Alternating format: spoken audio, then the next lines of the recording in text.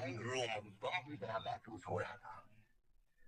دوسری طرف بلال صاحب جنہوں نے ارباز کا اپنے بیٹے کی طرح خیال رکھا، اس کے خواب اتنا نیور ہو گئے جسے وہ فرح کے لیے دیوانہ کر رہا تھا۔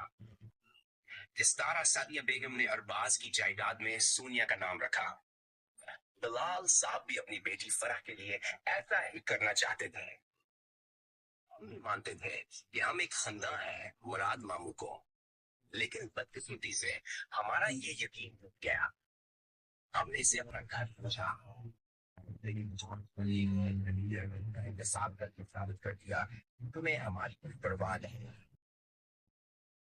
دوسری طرف سعدیہ بیگم جو غصے میں لال میل ہو رہی تھی، مل رہا تھا وہ رملہ کو اپنے گھر سے کیسے نکال سکتی ہے۔ اس نے رنجیدہ انداز میں رملہ کو گھورا پھر مراد سے کہا اگر تمہیں میرے پرواہ ہوتی تو آج میلر کی کو ہمارے گھر کہلاتے۔ وہ بار بار اپنی باتوں سے رملہ کو نشانہ بنا رہی تھی۔ دوسری طرف رملہ جس نے ایک لفظ میں کہا تھا اب فیصلہ کر لیا ہے، اب مجھ نے کہا تو سعدیہ فائدہ اٹھائے گی۔ رمضان نے سعدیہ سے کہا کہ میرے بارے میں کچھ برآمد تک میں تمہاری بیٹی نہیں جو تمہاری بات بغیر کچھ کے سن لے۔ میں رمضان تھا کہ مراد آپ میرا سب ہے اور وہ میرا خیال رکھے گا۔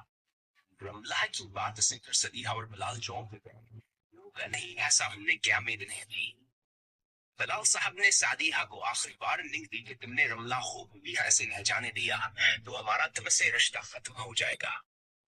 بلال چلا گیا تو سعدیہ نے بلایا مراد کو اور کہا اگر یہ لڑکی یہاں رہنا چاہتی ہے تو اسے اپنی ملازمت چھوڑنی ہوگی، کیونکہ ہماری خاندان کی خواتین باہر کام نہیں کرتے۔